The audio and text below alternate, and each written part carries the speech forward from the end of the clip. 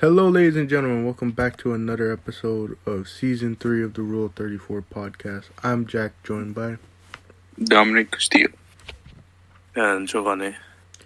Alright, so we are back here today. It has been quite some time. How have the two of you been in that time? I have been pretty good so far. Nothing crazy has been going on as of lately. Honestly, it's practically been the same as before. Nothing too new. School's going okay, semi-okay. Work has been pretty stable at the moment somehow, but it's been pretty stable. We've been getting more consistent days over the weeks, and so far it seems okay. But we're just still, waiting until the season ends and Dodgers comes up during the summer, and then crypto events are gonna start lowering down, day by day.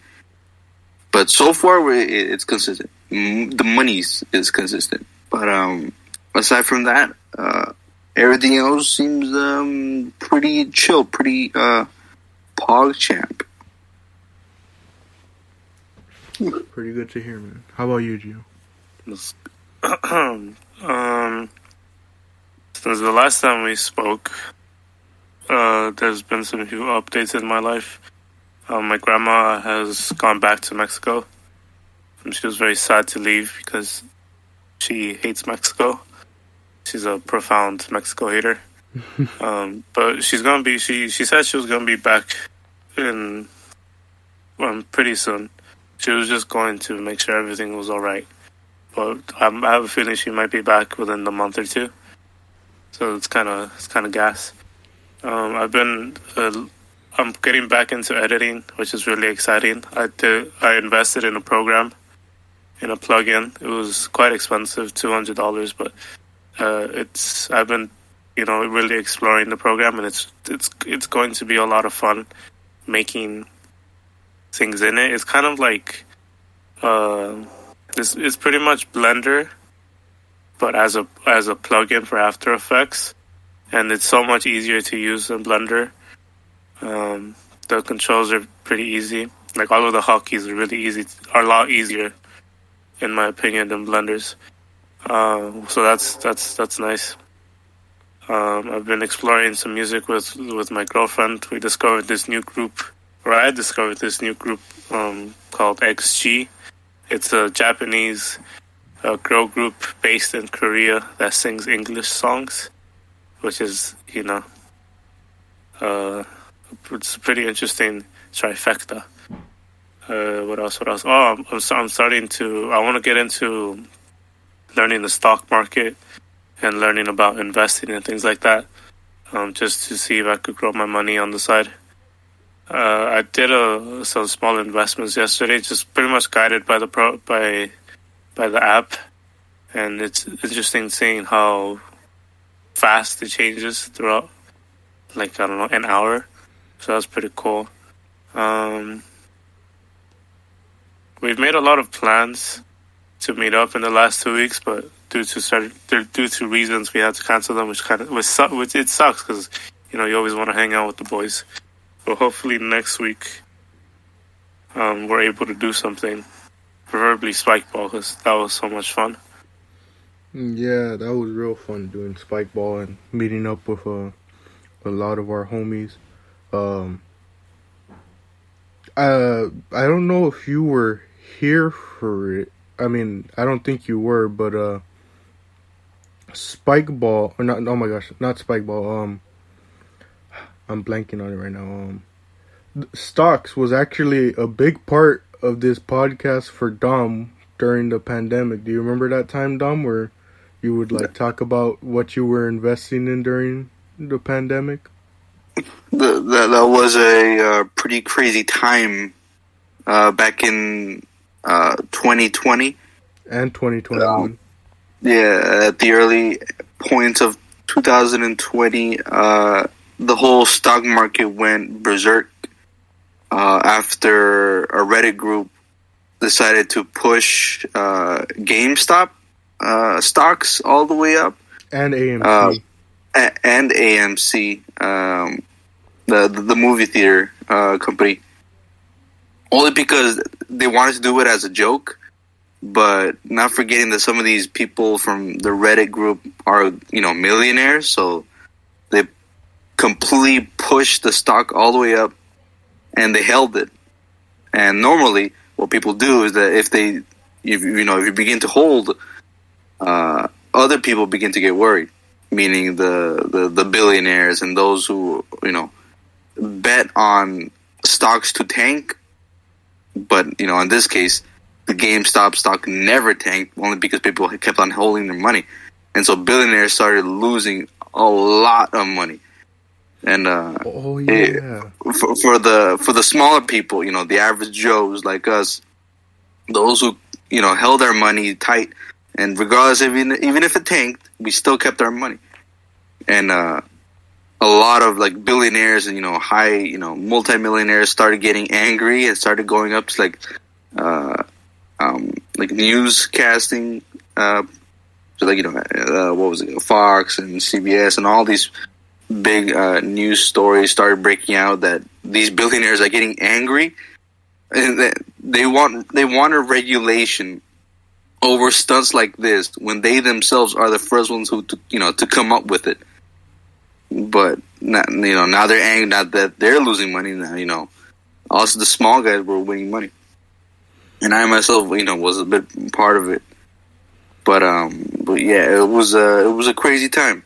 It was a crazy time. Yeah, and it kept on going for a good couple of months, but afterwards it just it kind of died out.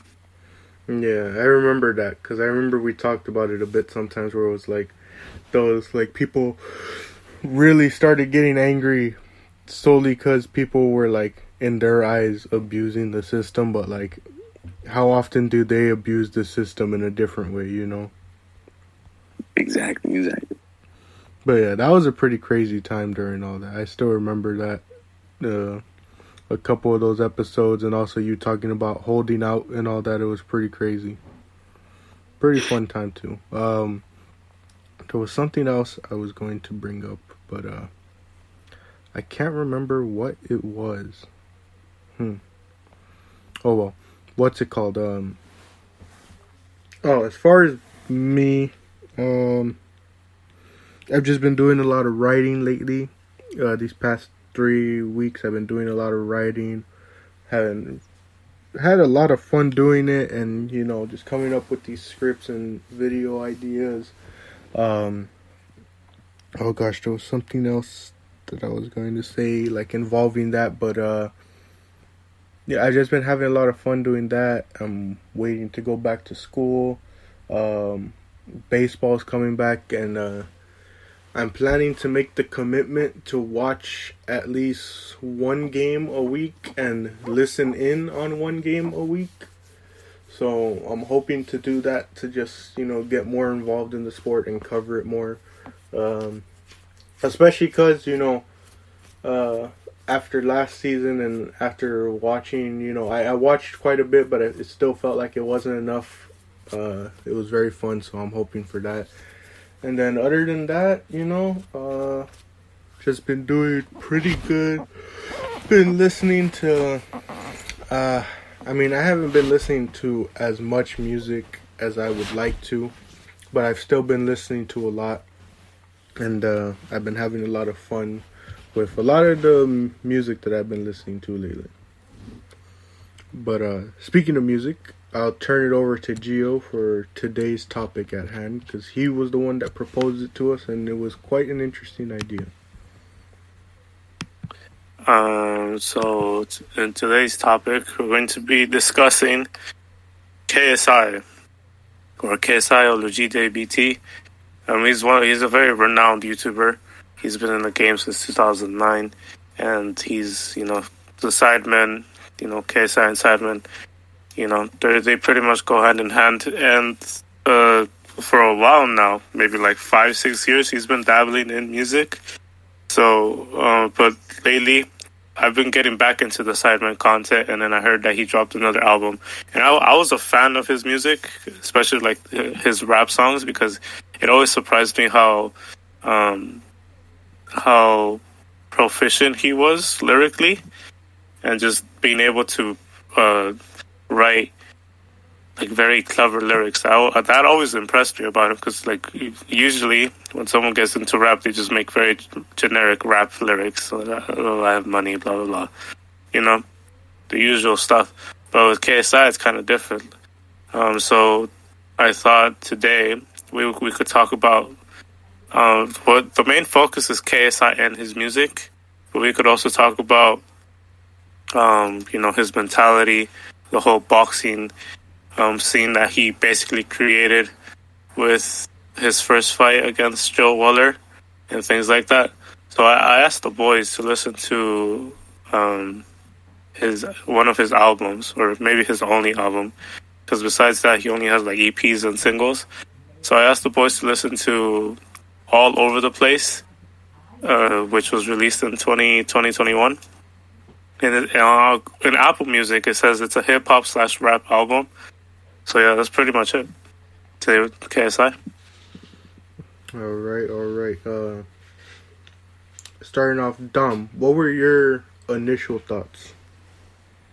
Okay, so hearing JJ's music before this album, I remember his first ever albums and singles were somewhat different compared to this one. Getting into the album, I've heard a very good, different variety of genres that I'm not sure if he went experimental with this one, or he already had the route in mind of how he wanted the music to be played. However, it's how would you call it? It's definitely a lot of different genres, whether it be somewhat close to his drill rap, because he's from the UK. He also has some very interesting songs that have I'm not sure how to say it. How do I say this? It's very upbeat, very lively. Using guitars, very how do I say this? I'm not sure how to say it, but very lively. I wouldn't expect this coming in from KSI, because when I see KSI, he's more of like the down to earth. To either use hip hop or rap.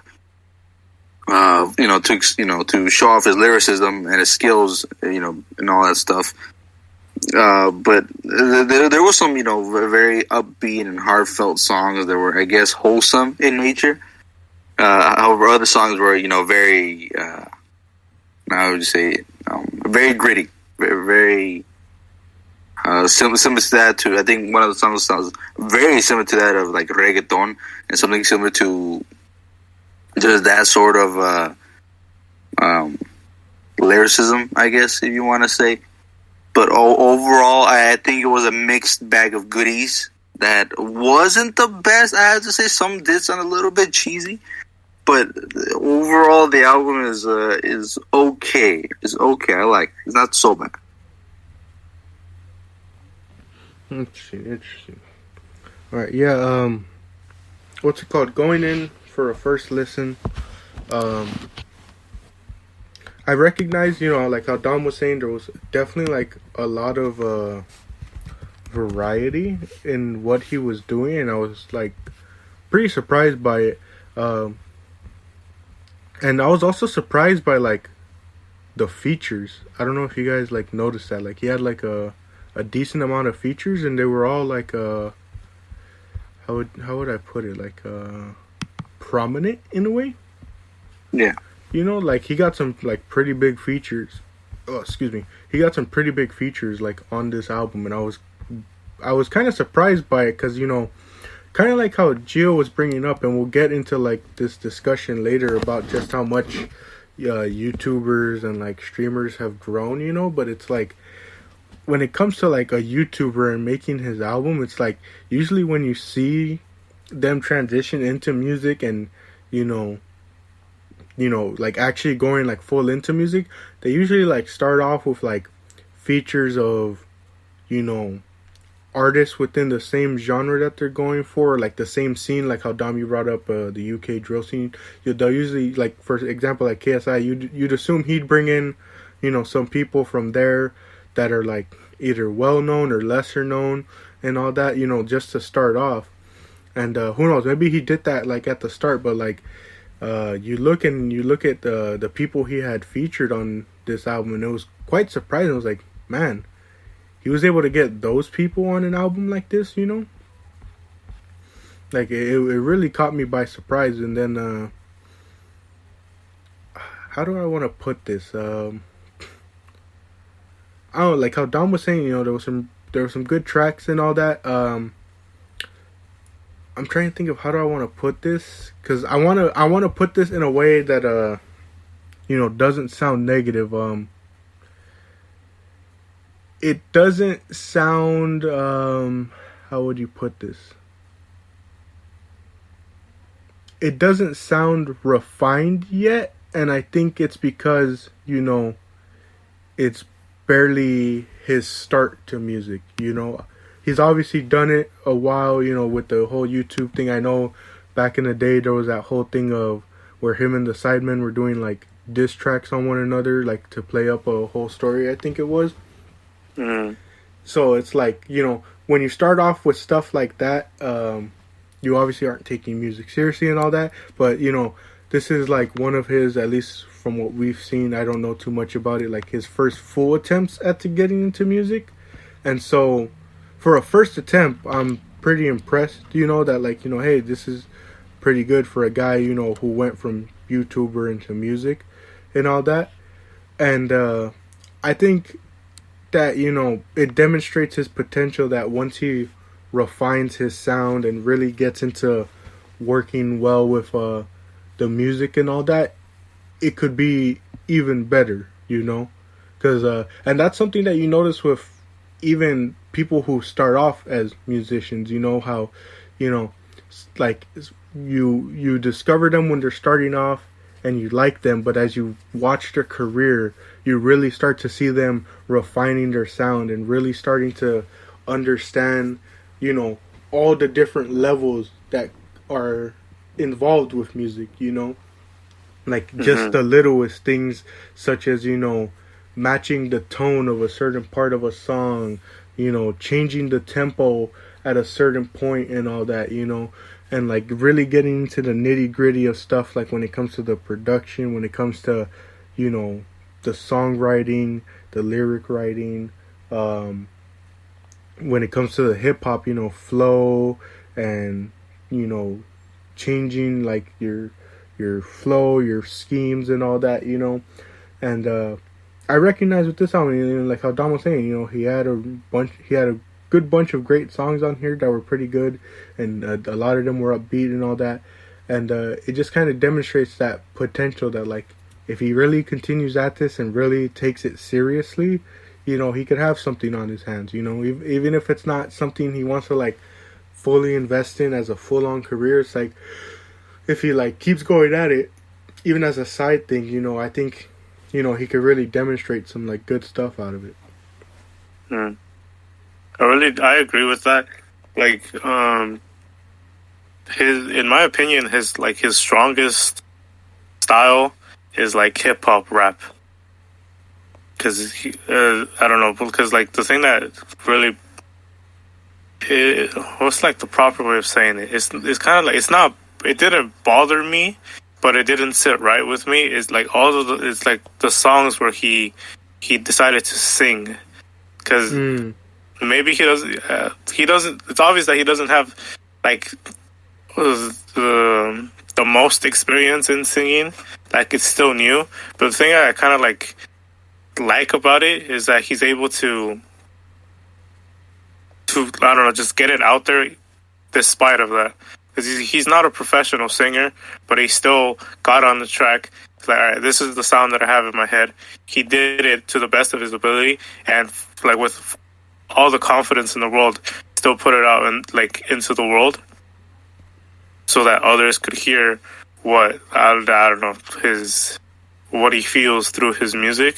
And that's really nice to see, in my opinion, because it's like so many, like maybe a lot of the times artists who are like good at singing, but they have like a good song, they like they sell it off to someone, or they just like don't have the confidence to go about it themselves, and it's kind of like sad to see. But yeah, I do agree. From what I know, JJ's the kind of person to do, like, if he wants to do something, he'll get it done. Like, there's nothing stopping him. Like, a lot of people say that about him. So I feel like music is something that's not really like his main priority, but it's something that he's going to continue doing, because it's kind of hard to like pinpoint what he wants to do, because he has YouTube and he's super successful when it comes to YouTube.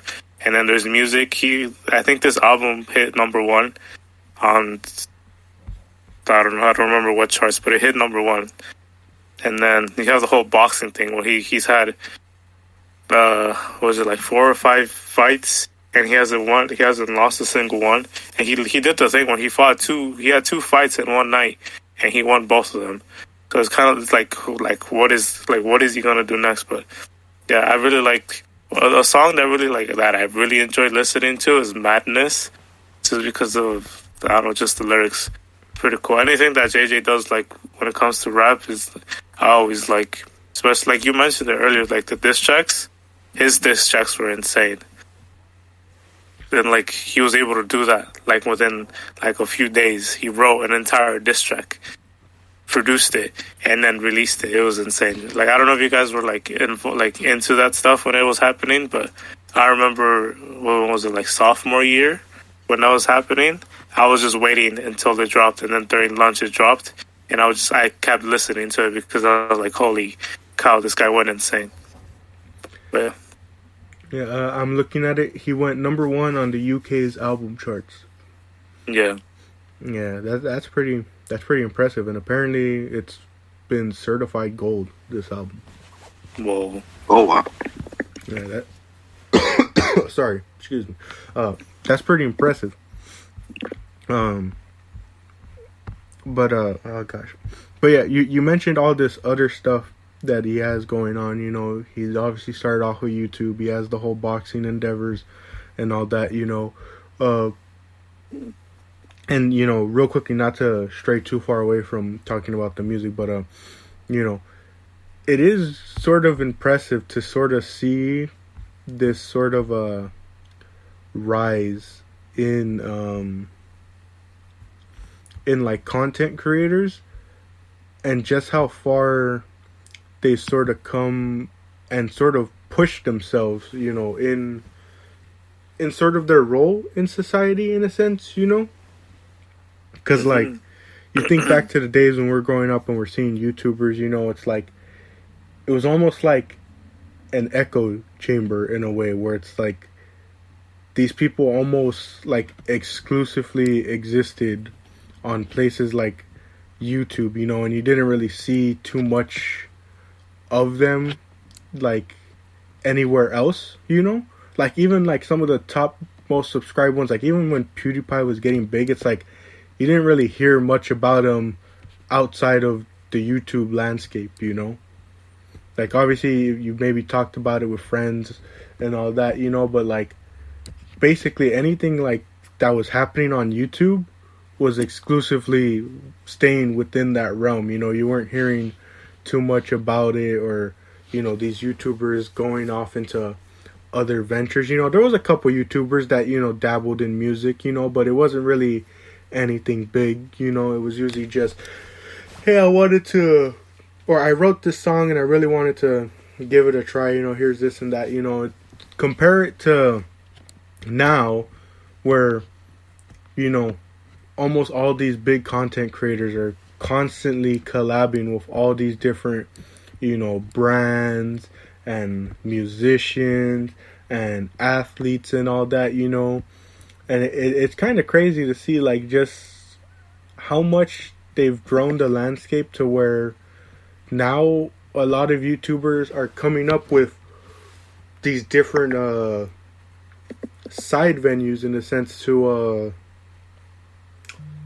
sort of be sustainable in a way, I guess you could say. I mean, some of them look at it as passion projects, but a lot of them, you see them start venturing to these other sort of, again, like side areas because, if you remember the big thing growing up when people talked about YouTube and these YouTubers and content creators and then Twitch and their content creators was, oh, that's not sustainable,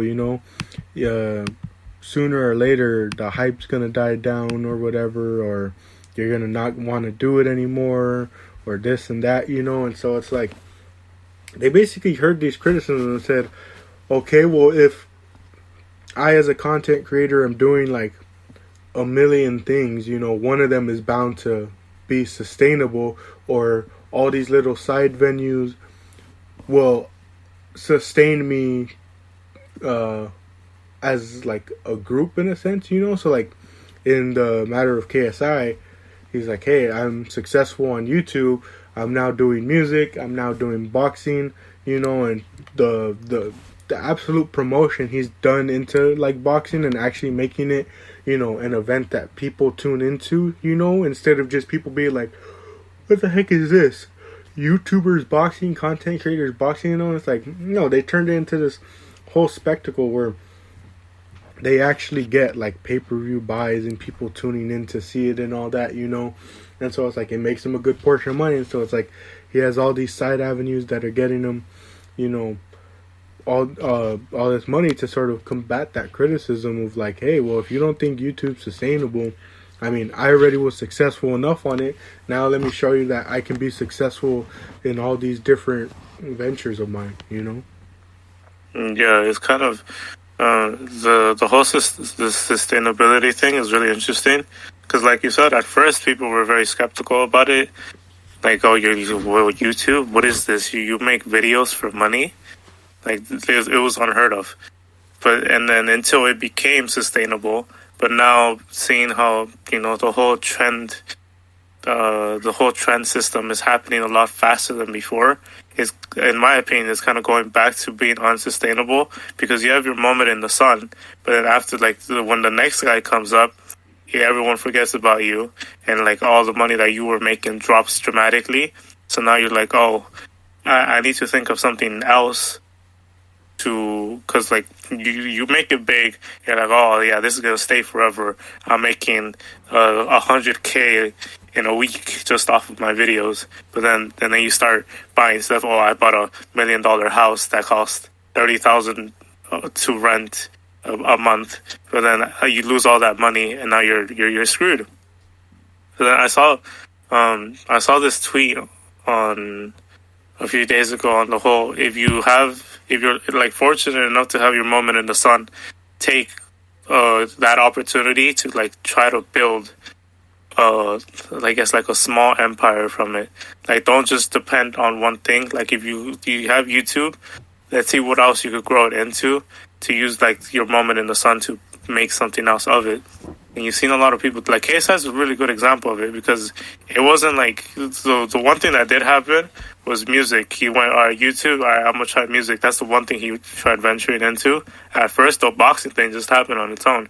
And it happened to be something that people were actually interested in. Like, at this point, they have like their own little organization that's called Misfits, where they get like, what are they called?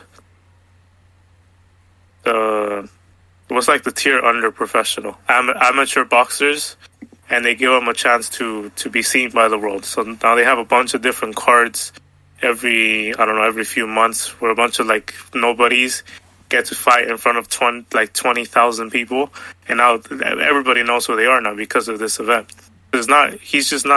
He's helping a whole community grow. And then he has the whole Prime Gaming thing. Like, he sold, like, someone in Australia bought a case, like the KSI edition of it, for $1,000, and it's literally just 6 bottles of energy drinks. It's insane.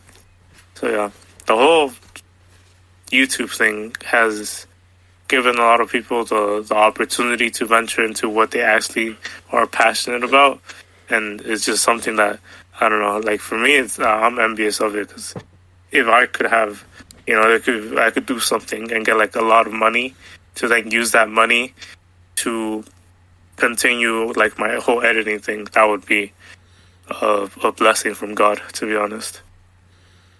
Yeah. But yeah, Dominic, what are some more of your thoughts?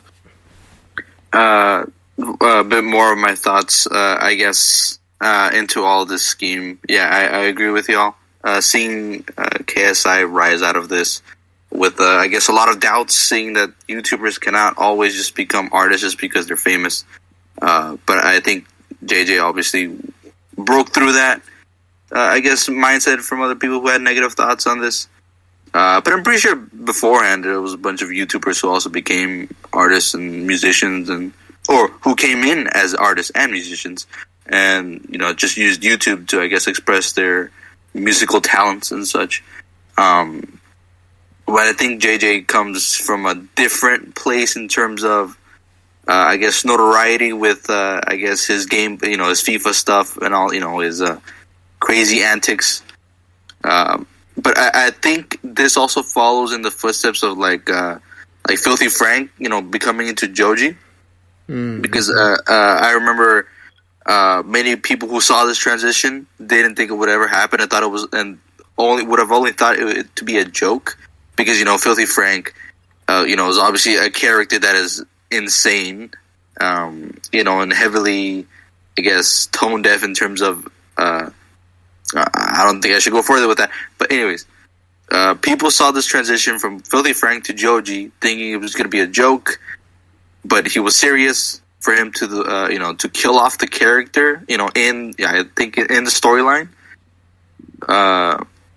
But we see now his success, and he's throwing out a bunch of bangers out there. So we come to see that despite a history that can that many people might not see, the average person without context might not see as okay, can still come to at least see and appreciate the I guess a proper transition into a musical talent or just an artistic talent where they can see a different side of them, a serious side of them, where it's not just always jokes, but it's always them trying to put out their best into something they actually do enjoy. But JJ also has his own, I would say, his own gaming channel, his the Sidemen, and his own stuff too, his reaction stuff, which is also pretty cool. So I think for JJ, it's a whole, I guess, a good trade per se.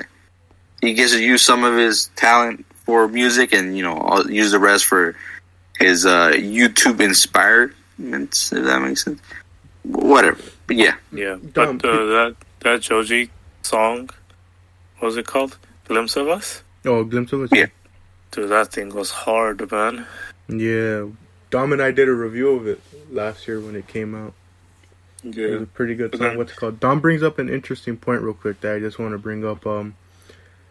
That is something interesting to think about when it comes to like YouTubers, especially like the really successful ones that get big and all that, and get like fan bases like KSI or Filthy Frank, is the whole thing. And this also goes for any content creator like on Twitch, the whole thing of essentially building a reputation for yourself and then having to like shake it in a sense, or like rid yourself of whatever reputation you've built up, especially if you're someone like Joji who's transitioning into like fully being serious about music and not wanting it as a sort of side venture or side avenue, just full on going and saying, I'm serious about this, I'm going forward and actually like doing it, and then having to shake that. I mean, we see even to this day, like people still bring up the Filthy Frank era, and it's like, it's tough for that guy because he can't, or at least in the eyes of a certain like portion of his fan base, he can never shake that reputation. But he's built up such a big fan base that a lot of people within that fan base don't even know, what his previous, ventures in life were, as a YouTuber and all that. Yeah, I'd imagine it'd be quite shocking for his new fans discovering all of the crazy stuff he did in the past. Yeah, no. I remember in middle school, some kid showed me a video of his where like he was like throwing up and he would eat the throw up, which would make him throw up even more. And like the kid, I always thought that was like weird. Like I've never been into that kind of thing. Like I thought that was like the most disgusting thing ever. But the kid that showed it to me was laughing his ass off, and I was like, am I not getting this? Like, am I missing something here? Because like that to me, that's just being weird. It's like it's not even funny. But to some people, that was like the best entertainment they've seen in their life. Not to like judge them or anything. Like you like what you like, but still, he's done some crazy things. Yeah, that I remember that era, and it's weird looking back onto some of the things that people found funny. But oh man, there was another thing I was gonna say. Man, I can't remember. Oh, what's it called, Gio? What you were talking about? I think it is sort of a. I mean, it's something that a lot of people do. Not fully in the sense of like, like the YouTube thing, but it is a viable route to take of like, going into something, for the sake of like making money in a sense, so that you can use it to, first off provide for yourself, but then, be able to pursue like your actual passion like on the side, Mm-hmm. Like that's something I'm trying to do, but of course I'm still trying to figure out what it is I want to do. But like, it's something that like I've seen a lot of people in my life do, where it's like they're working somewhere that they're happy at, like it provides for them, their families, if they have families, and all that. But it also gives them like time and money on the side to actually do what they love, So like if they like doing art, like they're able to do art on the side when they're not working, and they're content with that in life, So I think that's something interesting to look at with a lot of these like content creators, especially ones that you see like they blow up, and then after a while, after they've gotten big and all that, they like reveal that like this wasn't actually like my main sort of priority, which is funny because we've seen a lot of YouTubers where it's vice versa, where they're like their main priority was trying to make it work, like these people who were like working like